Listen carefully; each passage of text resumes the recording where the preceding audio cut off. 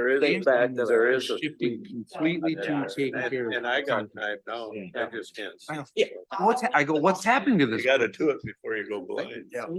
Well, people come here all the time, between Everybody does. hardware stores for similar. The hardware store when that looks great to me. I mean, it's great inventory. I go there for a lot. Yep. You've been in there lately, right? I just look at that as you trying to stop a guy from being a do-it-yourself. Cause I'm a do-it-yourself, like I built my whole garage. Siding and stuff. Oh, yeah, see, and I was able, when I was in Yeah. 2014, 2015, Temperance, that meant the family wasn't there yet, it was the old. You get everything, yep, Lord, it was having 3 days, everything you want. Just. Got the old trap door Springfield. But I don't know if was supply chain issues I that don't know. changed everything, Well. but I would use this, I would use the They're same like stuff. Tyler content. Driving Stairs. That'll be a lot of it. Yeah. But it's the same. Even if you can order it and wait, they should put the order. Not that I want it to be ordered. I just was No, you don't. very discouraged. You know, it is, it is. And I go, see, They only had 2 kids, but once they got, he's just totally changing that place. first then you got grandkids. They didn't even want to deal with it. Not for a little while, not that I don't want them, but I got a 5 years. But you can get them. Oh, yeah, yeah. Okay, it's 10 o'clock. Just a reminder to everybody that we are live streamed and on YouTube. So if you speak, if you have something to say, come up to the microphone. And with that, we'll call the meeting to order and rise for the pledge. I pledge allegiance to the flag of the United States of America and to the republic for which it stands, one nation, under God, indivisible, with liberty and justice for all.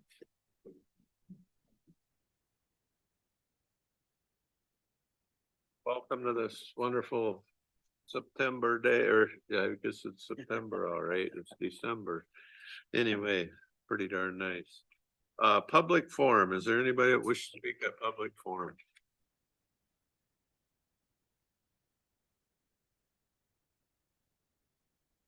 More than speak, I have a couple questions. My name is Bobby Butler. I'm rather new up in this area. And speaking to you guys is something that scares the daylights out of me. But I have a couple questions. Last meeting, there was a discussion talking about the tax forfeited property. And as different people talk to me about it, they want to know, how did this happen? I don't have that answer. I'm gonna put it to you guys. Oh, yeah. They want to know, especially considering the fact that it was known 18 months prior, how it was a mistake. What is being done to make sure it doesn't happen again? And Mr. Helen, I have a statement to you.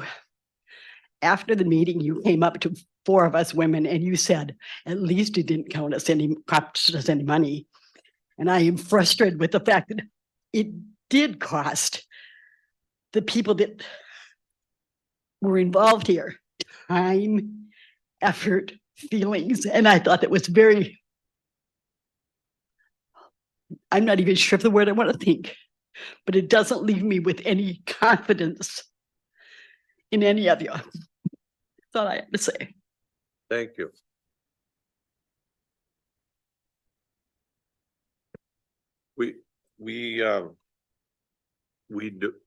We'll talk to you afterwards about that, but we don't comment back and forth during open forum. That's our policy.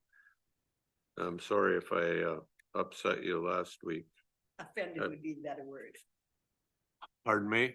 Offended would be the better word. I'm sorry if I offended you. We'll look to adopt the agenda. Mr. Chair, there are a couple of additions. If we could add consent agenda item number 1D, Victim Services Grant Contract Agreement Amendment with the Office of Justice Programs. And if we could add consent agenda item number 1.1, new hires, to add Mike Gaynor as the Land and Resources Manager effective December 18th, and Julie Pixler as an Office Support Specialist effective December 11th. And there was a contingency upon the background check. The background check has now come back, so that contingency is not needed. And then there is additional information for agenda item number 3, the strategic planning process PowerPoint. Make a motion to approve the agenda as revised. Second. Any discussion? If not, all in favor, say aye. Aye. Opposed? We'll look for approval of the minutes of November 21st. County board minutes and summary for publication. What we gonna move?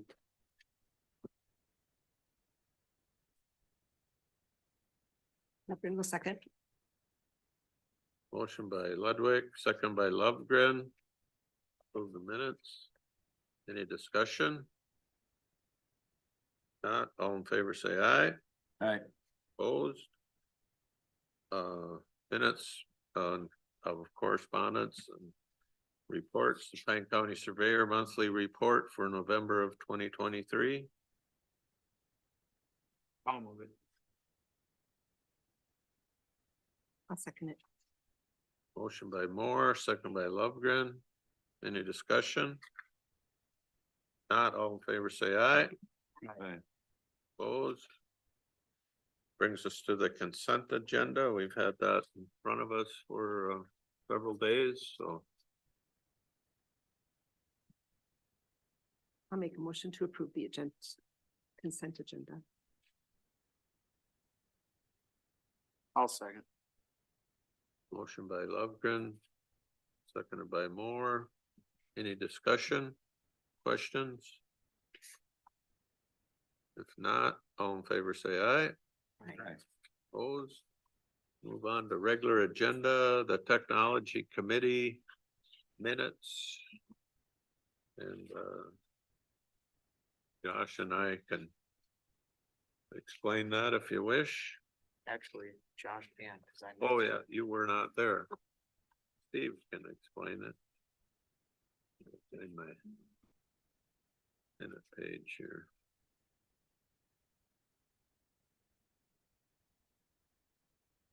Okay, we had a lot of stuff to talk about that it's been on our radar and we know it's coming, but it's important that we pay attention to it. One is a website redesign project, which is really a planned about every 5 years. We need to renew our website information, and it's a forced way to do that. We are changing our what's the right word, David? Instead of .mn.us, it'll be pinecounty.gov. And that's upon a recommendation from smart people at the state that help us with resourcing our IT stuff. So that will kind of happen at the same time. If you have a link on your computer and it's pinecounty.mn.us, it'll automatically go to that .gov for quite a while. I'm not sure how many years, but a while. Next is a computer recycling program. We've used this company before. It's a nonprofit that takes old computers and such and repurposes them. And we've been part of the repurposing where they go back to the public.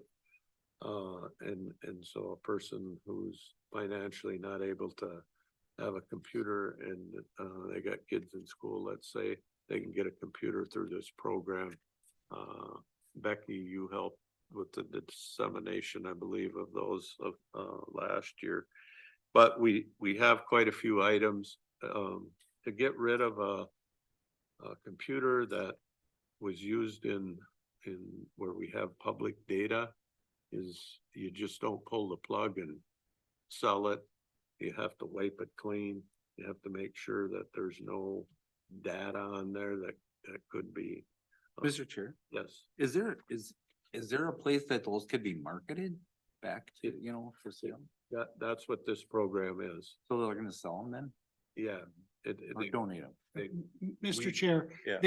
they would give them away to income eligible people. Oh, okay. And so they have a certified process to erase all of the data. Okay.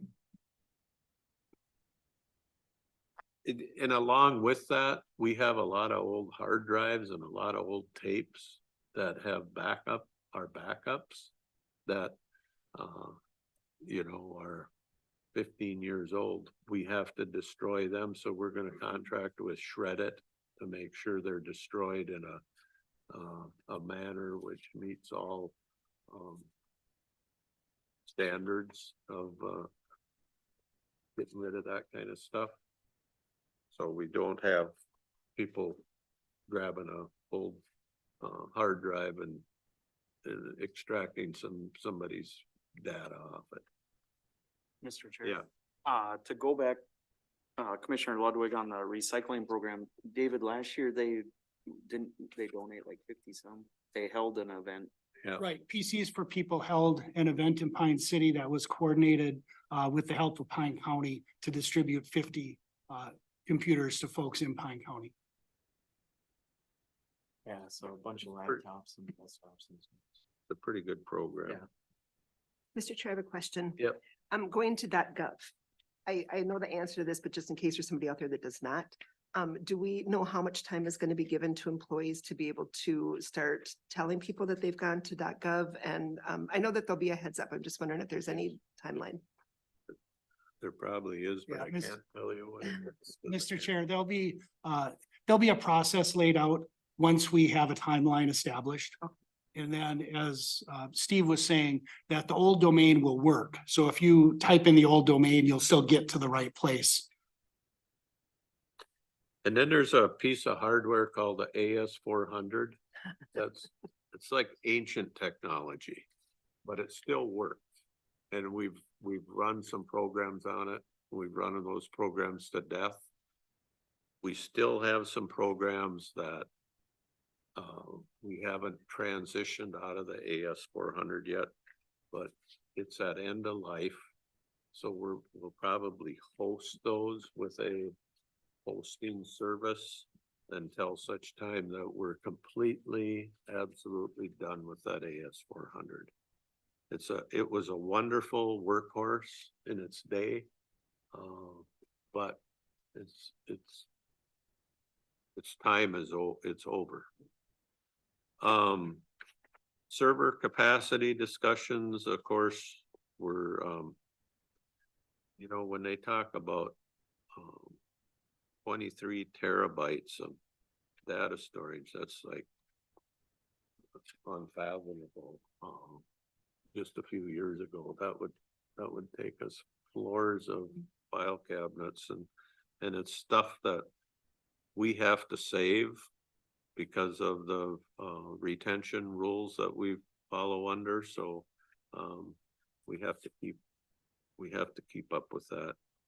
And there's the hardware tape destruction. Anyway, anybody got any questions? It's pretty informative stuff.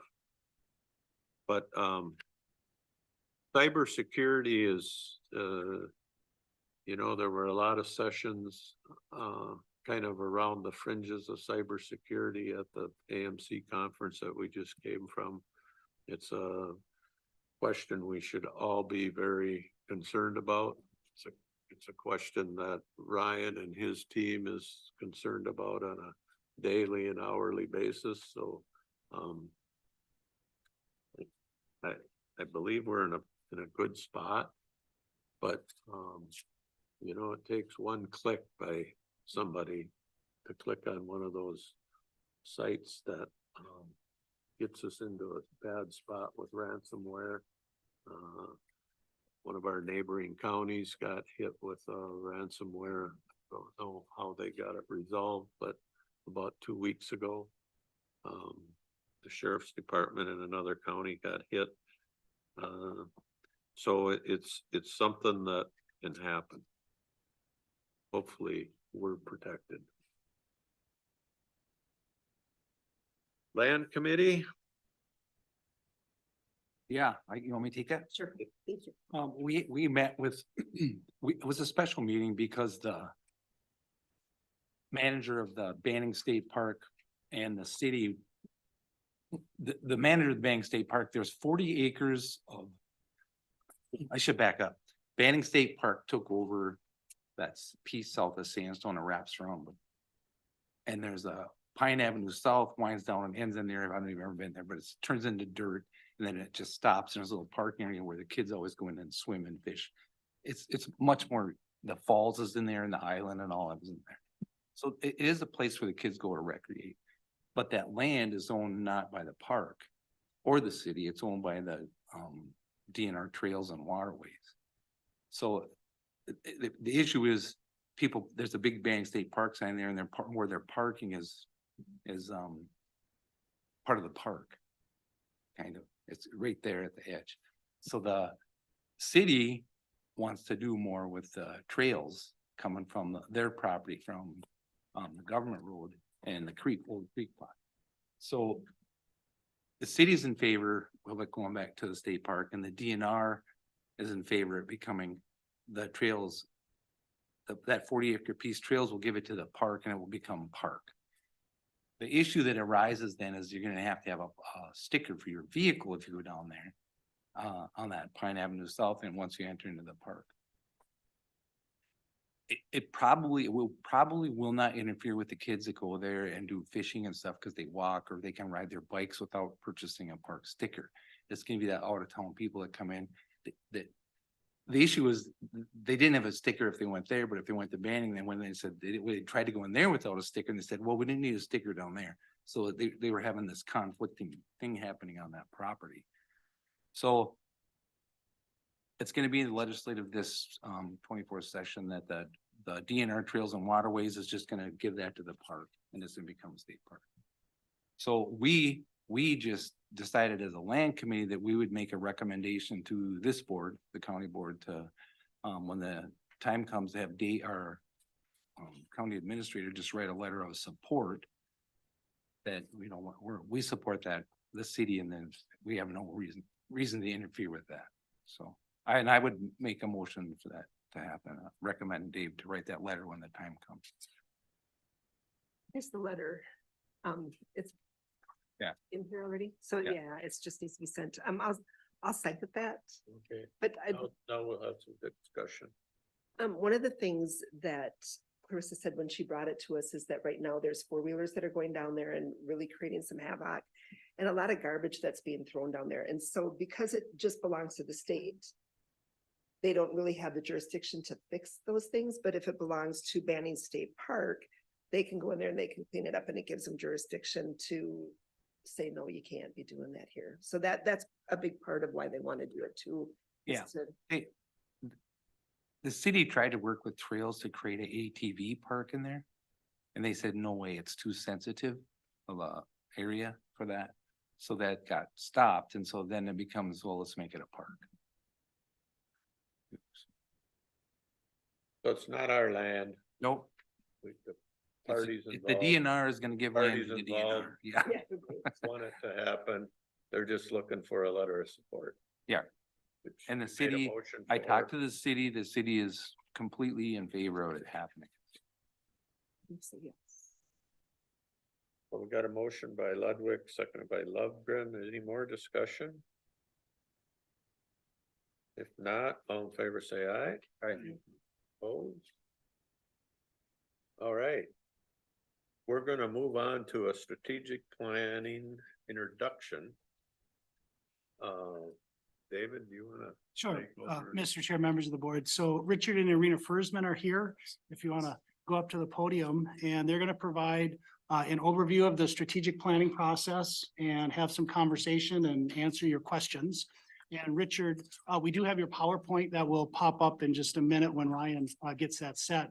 And he can advance that whenever you say. If you just let him know to advance, he'll move that slide. All right. That sounds easy enough.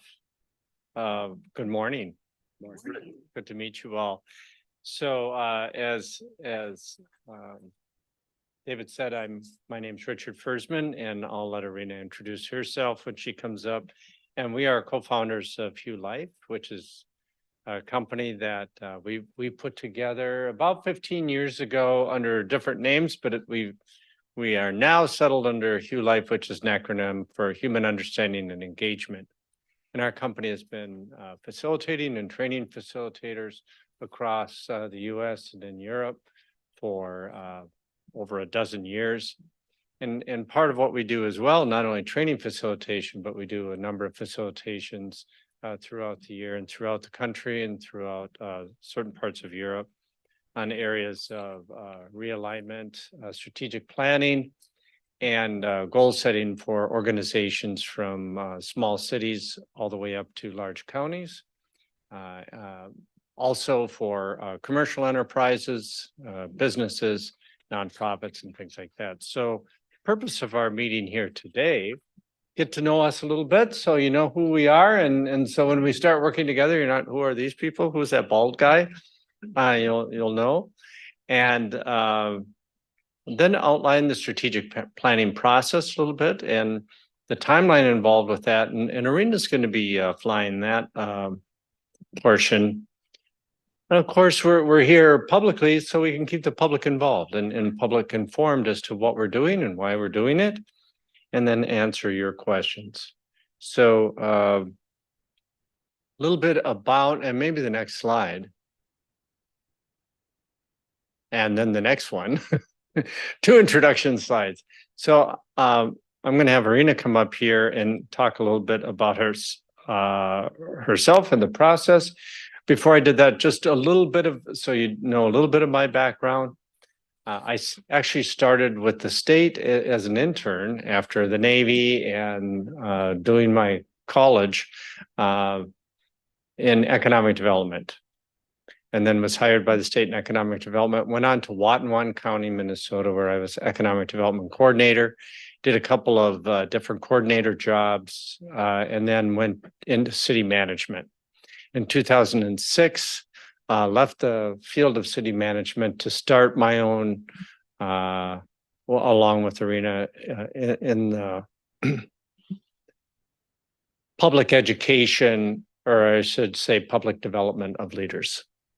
And worked in the recruitment industry for over a dozen years, helping counties, cities find their next administrators and managers, fire chiefs, those type of positions, and really saw the need for accelerated development of our leaders. And so that's where I've been concentrating along with Irina, our focus on that. And a big part of what we discovered with hiring is when you hire an administrator, when you hire those type of positions, they're most successful if there's a strategy behind it.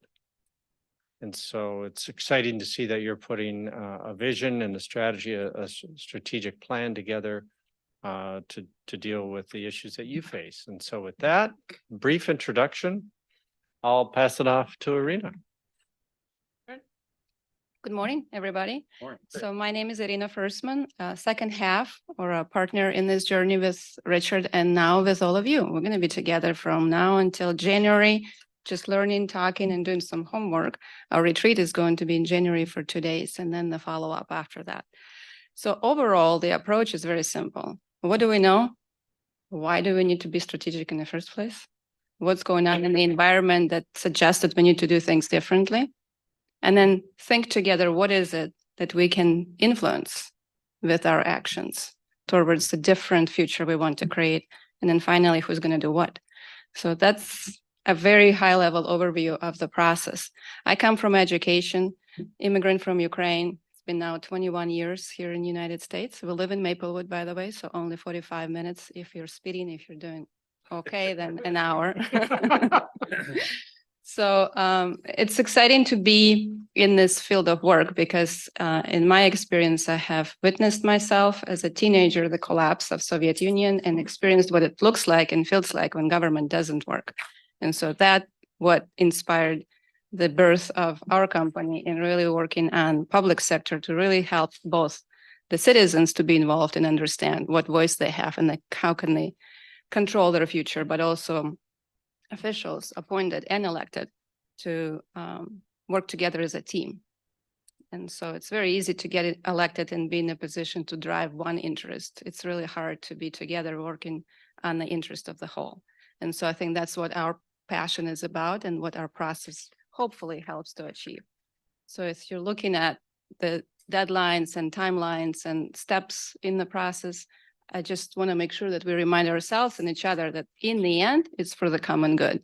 In the end, we might be having some discussions that are uncomfortable because we see things differently and approach things differently. But we have to remember that any idea, good or bad, is not worth it if it's not implementable, right? And in order for us at this county level to implement anything, we need to get more buy-in, both from ourselves as a team, employees, but also from the community. So I think that looking at previous work, you've already done so much great work. There's so many great projects underway and have been accomplished. This time around, it's a little bit more higher level, getting a little higher in the sky and looking at the bigger picture. So we'll spend our first phase, which is month of December, collecting that data, understanding what did work, what didn't work, where have we stalled, what was challenging, in what way were we successful, and what was the key to that success.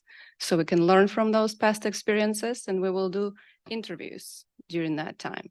So starting December 11th is when we will schedule one-on-one interviews with you individually, and we will learn. We'll learn what is it that you want to see different. How do you see strategy first from the terminology and perspective of what it means to you, but also as we're working on the content in terms of the actual things to do, what is it that drives you? What's your interest? What do you value? How do you want the county to be different? And what does it take for this group to get on the same page about it? So that will drive our agenda for the retreat.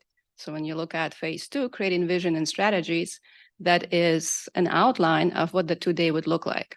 We will review our interview notes, make sure that everybody on the same page about where we're similar and where we're different, because there wouldn't be fun if it wasn't both, right? Certain things we're going to have to argue about and debate, and that's great. So that will inform what the shared vision would look like. In 3 to 5 years, what do we want to see as a result of us being in this role of leading the community? Once we describe and articulate that, then we can start thinking about how do we get there? And so the question of the how will be on the second day of our 2-day retreat, leading to specific goals, specific objectives, and the timeline for accomplishing those.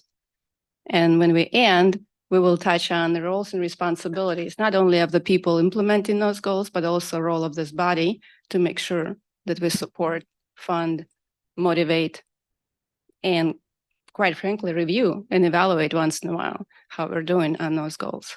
So what is accountability would be the last question. How do we make sure we hold each other accountable to making that work doable and practical and realistic? And then phase 3 really is about working more closely with staff and helping to, as much as we can. You may or may not need that support at that point because you've done so well really executing on goals in the past. Sometimes it's helpful to take a fresh look at it and see how are we planning forward. So the execution question will come in phase number 3. At that point, we'll provide our report and then see if there is any more help that you need to get moving. We'll also like to come back 3 months from now and say, hey, what have you done? So one check-in is kind of our part of the process. It's not an additional project. It's still part of the same project. Come back and say, what have you accomplished in Q1? So as you know, it takes 93% of fuel to launch the rocket. And once it's in orbit, it's fine, right? So that's what we will try to help, is to get the initiatives off the ground.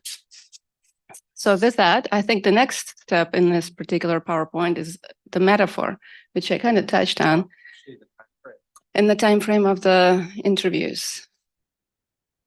So we are now Next slide, please. December 4th, 5th, 6th, kickoff. Today is December 7th.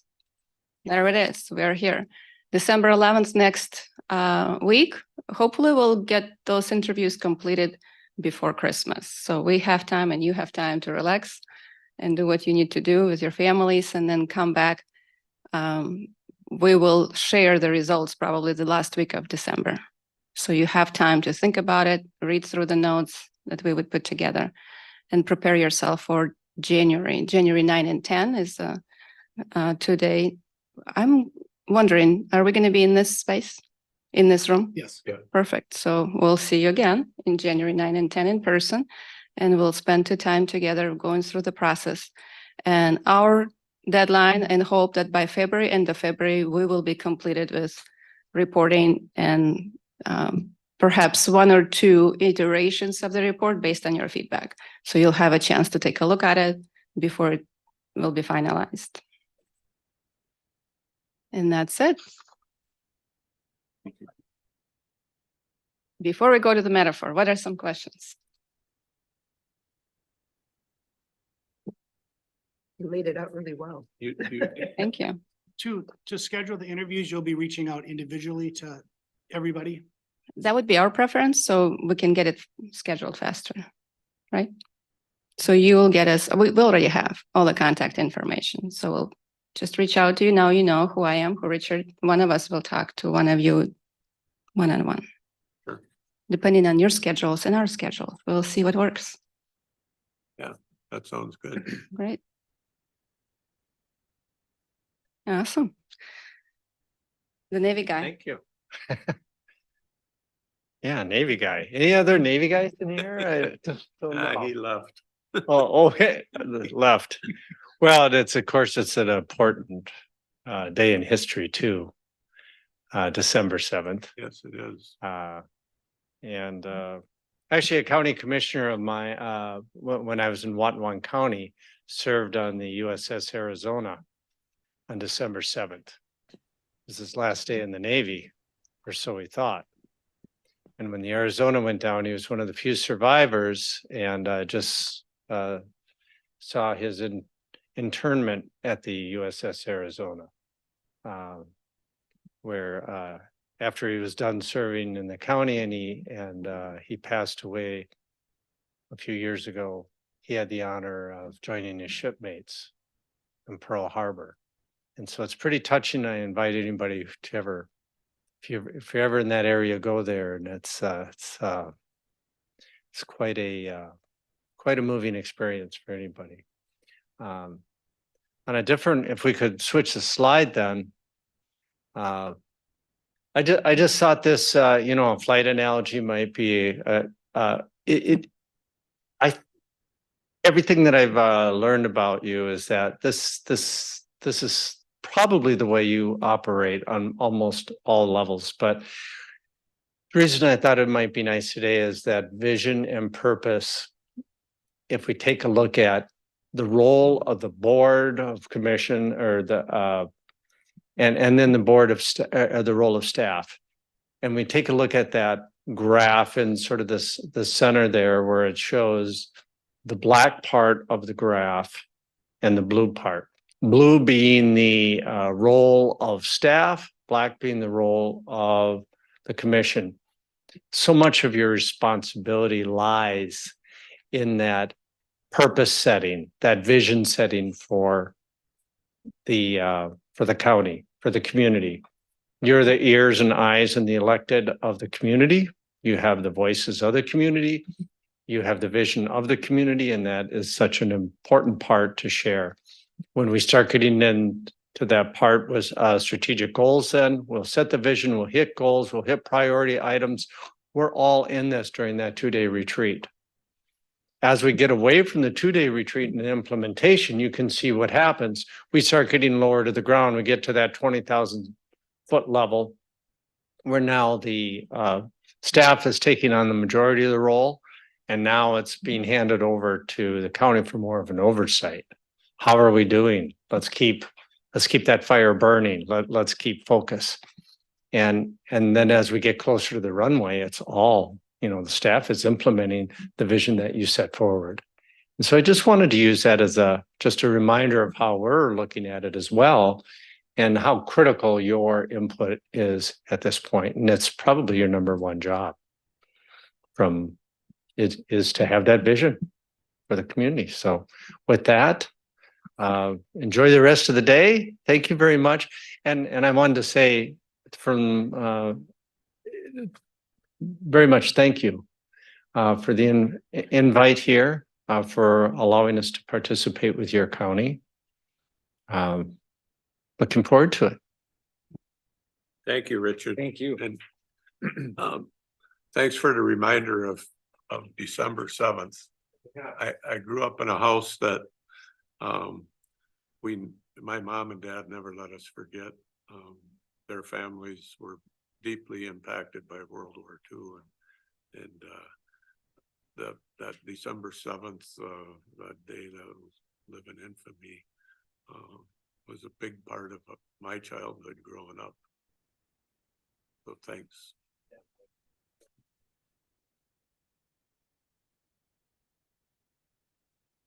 So look forward to hearing from these folks. We'll move on to commissioner updates. HRA, EDA. Yeah, it was a pretty quick meeting. Leslie gave a presentation. Oh, good news is both departments are full. The Finlayson and Sandstone is full, which there was some vacancies there for a month or two.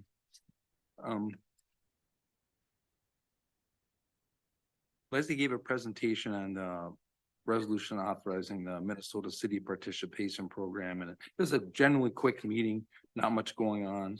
And then she gave a presentation and a mapping of the broadband, which I wasn't part of that committee thing, but then there's some requests for proposals, I think, or for the grant stuff, and both SCI Cable and ECE applied for those, and they're overlapping. Some of the parts of the area, but different pieces too, So that's pretty much it.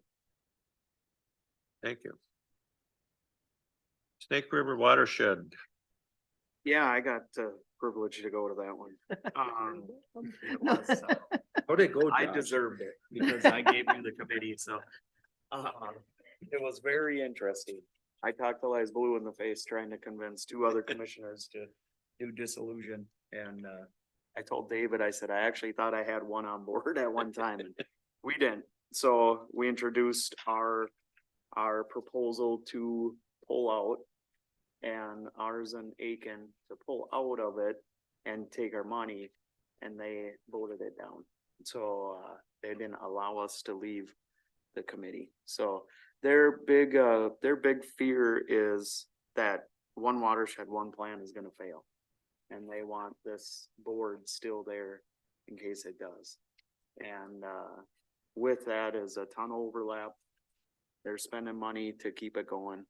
And if they wanted that, that was ours and Aiken's idea, is to just say, then you guys can do it and we're gonna leave this, which we're already in one watershed, one plan. So and they decided they didn't wanna allow us to leave.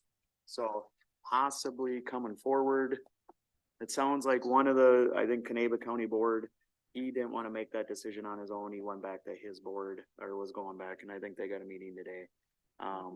And they were gonna see what they say on that. We might be able to still leave, but I don't think I made any friends, so it is what it is. So do the same people are the same people gonna serve on a one watershed, one plan that sit on the? Mille Lacs County's biggest fear was not having enough say in one watershed, one plan. Wouldn't their people be the same people though? You add soil and water to it. On the Snake River Watershed yeah. Management Well, Board, it's just commissioners. But this is the point I made to them. They haven't joined the one watershed, one plan. So they don't have a say in it, period. So, unless they join it, it was just, everything was contradictive and, I pointed it all out and, they didn't like that, so, whatever. It is what it is. Life will go on. And his comment was that money's been sitting here for how long? What if it sits there for another year or two? And, Aiken County's commissioner said, well, I gotta go to my taxpayers and say, this money's sitting there doing nothing. Why does it need to sit there? So what is that gonna look like if we're gonna go with the one watershed, one plan, and We when are our on boundary watershed. sits with the Snake River, we're gonna be doing our work under the one watershed, one plan, which is gonna really could affect their work too, right? They should be on board with it. They don't have any, they don't have any projects out there right now either. So they had one and it got canceled. Only project they canceled the contract on it, so. It's the second year into the contract and the person hasn't done anything, so they, yeah. But I mean, they don't have any projects that they're working on. They don't have, it's silly. Well, thanks for doing that. Specifically, one of the things that was said is I don't wanna give up the power. And that was a county that said that. Yeah, it was, and the power to have clean water and, you know, I don't.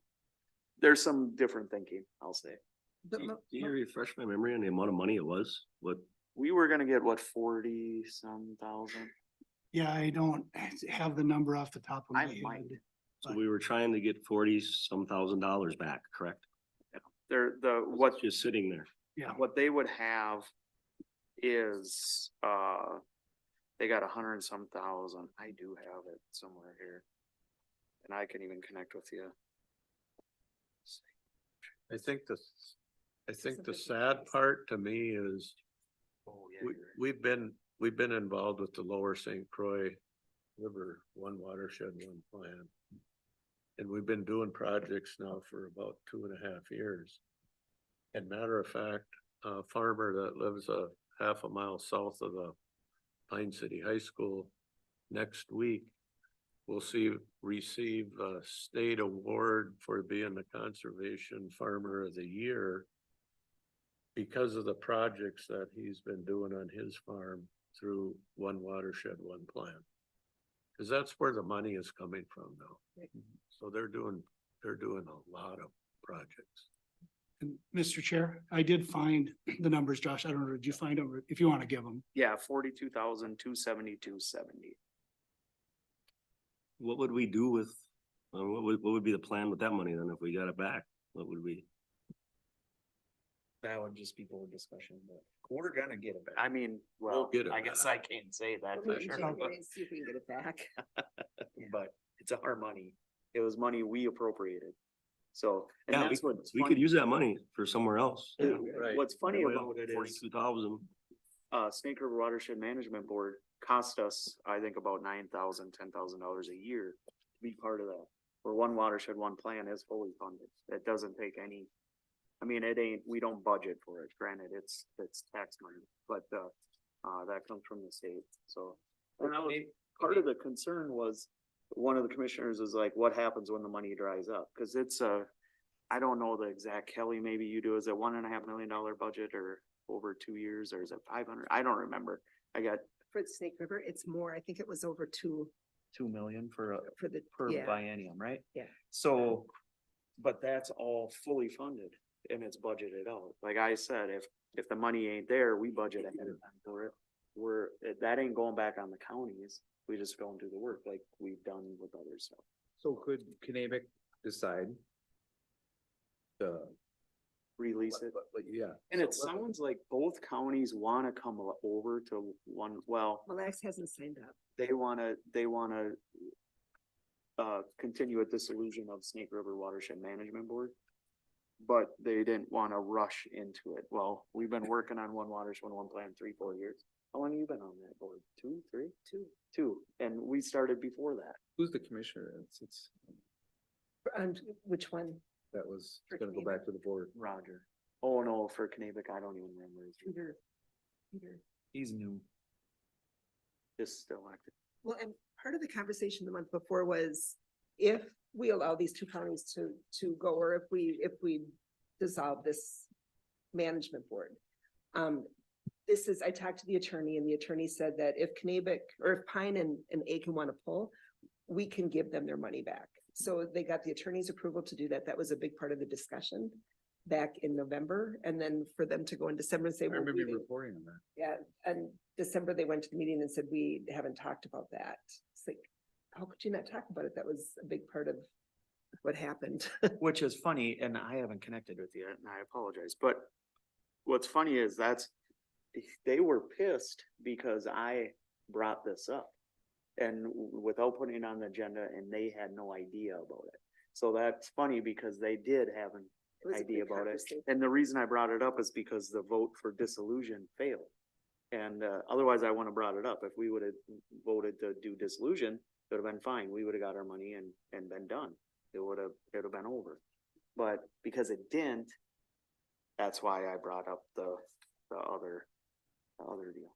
So. That's the right move. So, more to come. Yeah. Well, now they're aware of it. I don't know. I just would think you could. I think they were very well aware of it, just didn't want to deal with it. Yeah. Well, maybe they just made a mistake. We'll move on to the site visit from DHS to Pine County. And before Terry talks, I just want to say a big shout out and a thank you to Becky, Beth Jarvis and Bonnie for the great presentations that they gave. I think for the first time in the history of the state, the leadership at DHS got to sit through a demonstration of the SSIS program that they make our workers work with on a daily basis and see how archaic it is. And so that was awesome. And I want to give a huge shout out to Terry for the organization of getting all the people in the room. We had the commissioner of Department of Health and Human Services. We had several deputy commissioners there. We had the commissioner of Health and Human Services from the Mille Lacs Band of Ojibwe there, and several of their workers. So I think we had what Terry keeps saying, you have to have all the people in the room if you're going to solve the issue, instead of having 2 out of 3 people in the room, and then it's always go back and well, then the narrative changes. So we had everybody in the room. I know Terry is working on, and we had the leadership from legislative leadership from our state association there, who they have an understanding of what we're going through. So we're not just doing this for Pine County, we're doing it for all the Health and Human Services people in the state that have to work with that program, and especially the counties in the state that work with ICWAS children. And that's where the real hang up is. So Terry, thanks for getting that organized. And Did some light bulbs go off and they realized what a problem it was? I think so. You know, you never know what happens once they get back to St. Paul, but at least for the moment, I think the thing is the follow-up visits now. So we don't let them forget. It's a huge undertaking to write a whole new program. I liken it to when they redid the driver's license thing, Minlar's thing. It didn't come out of the box just right, and they had a failure, but they got it right. This is even bigger than that, because the money is bigger. When we have social workers that are spending 50% of their time doing data entry, there's something wrong with the system. There just is. And so I want to shout out to Becky and to Angie because they're really the ones that put the people at the table. And your staff was amazing. To sit there and watch poor Bonnie do the data entry. And so everybody had to sign a statement saying that they would be confidential on the information because we did real children. We did a real child. Half an hour she spent trying to show us how the system works. And she got 20% of one child done because the system is that bad. Is it redundancy in the program, re-entering same data and? Well, that kind of- it doesn't even move. And we had to emphasize that the Wi-Fi in this building is really good. It might be bad in Pine County, but it's really good here. This is the state system. You just sit and watch the blue circle of death, they call it, go around, when you're waiting for something to come online. That's what she does for a huge part of her day, is Wow. watch that so that she can get the kids entered, which is a huge waste of her time when she wants to be helping And families. And the problem is Bonnie has 24 hours from the time a case is reported to get this information out and get it to the appropriate agencies and people. Statute driven. Or we get dinged. And so, and then if you get dinged, they cut back on the amount of funding they give you. One thing that I heard afterwards was Commissioner Herbsted has never left the city of St. Paul to go meet with a county on anything, and she was there. Senator Rarick was there, Jeff Dotseth was there. We had such amazing representation, and then, having your senator there saying, I tried to take this to the table to get some help a few years back, and DHS stopped me and said, everything's fine, we're good. And that was pretty humbling, I think, for them to hear.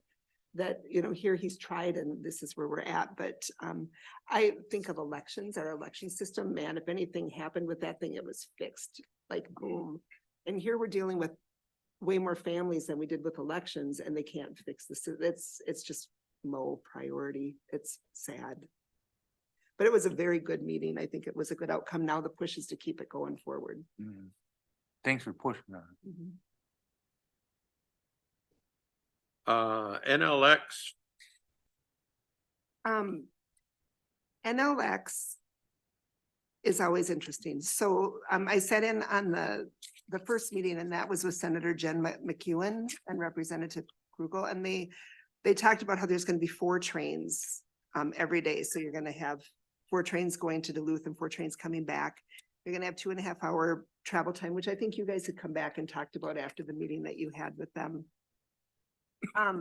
At the NLX meeting, they were talking a lot about they went to DC in October and talked with Klobuchar and Smith. And they felt that it was very successful, but they're still waiting for federal money. So until they get, I don't know how far they're going to be able to go. They said that there's 90 pairing cities with Amtrak, and the NLX was the only city that they supported, or the only tracks that they supported. I suppose it would be Minneapolis. So it looks like the Amtrak is coming on board to support them, which is something that they were looking for before. They're talking about getting a virtual train experience where you can wear the virtual goggles and pretend that you're riding on a train type of thing. Sandstone City withdrew from financially supporting the NLX, but the city of Cambridge came back on, which is. They removed themselves, didn't they? Pardon? They pulled out, didn't they? The city of Sandstone? Is that what happened? Yeah.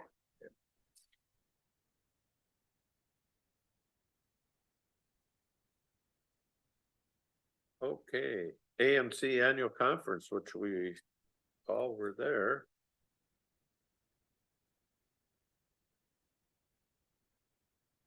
I'll talk about the one that I liked the best. Okay, what did you like the best? Well, I liked a lot, but I went to the one for restorative justice, and it was done through Carleton County. And Carleton County, they have a program, but they don't use their probation officers.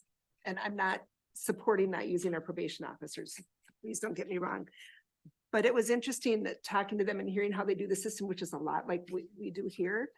But the thing that really hit me was it was either 3 or 4 full-time probation officers that worked with youth in Carleton County.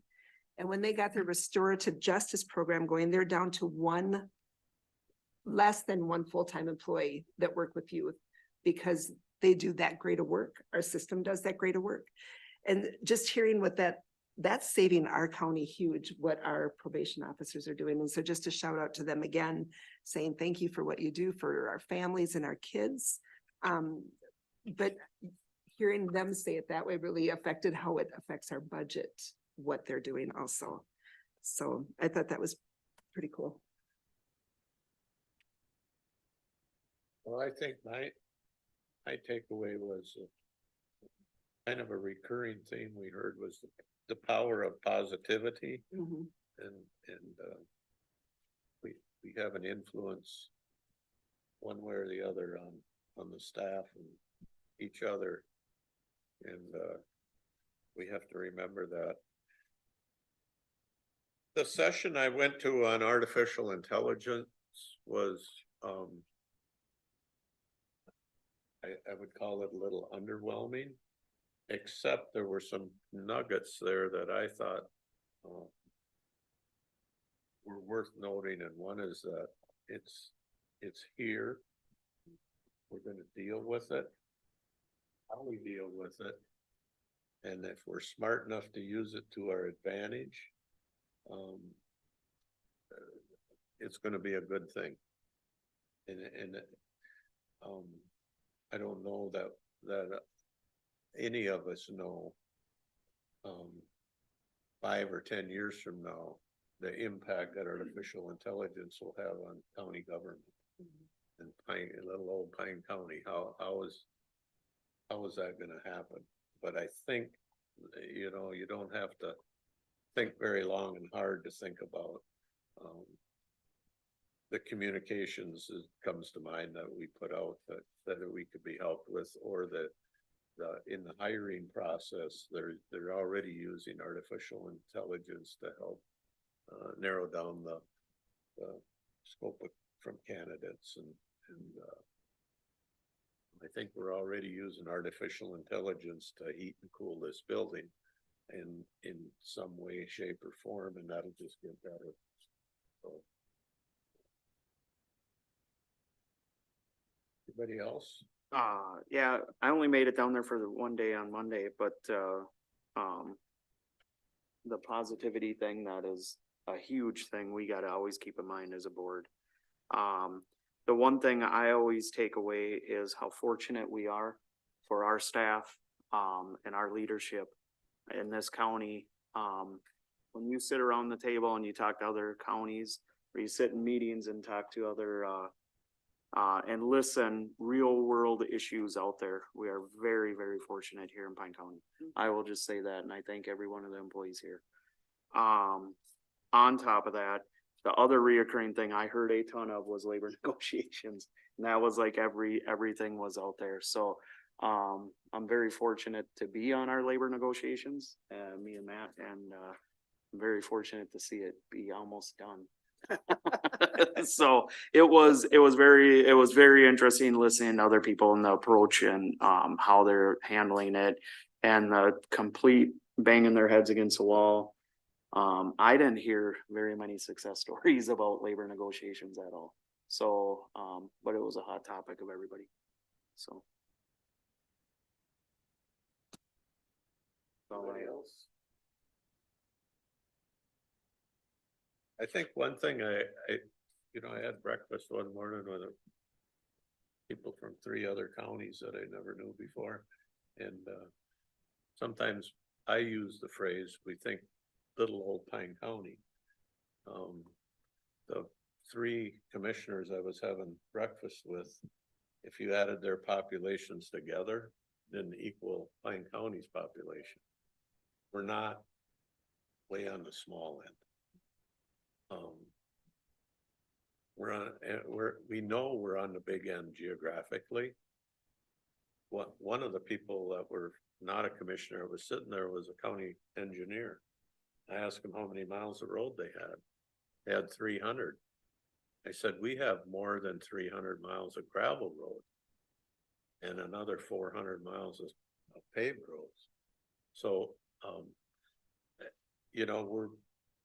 it's just the scope of what we have to do to provide services.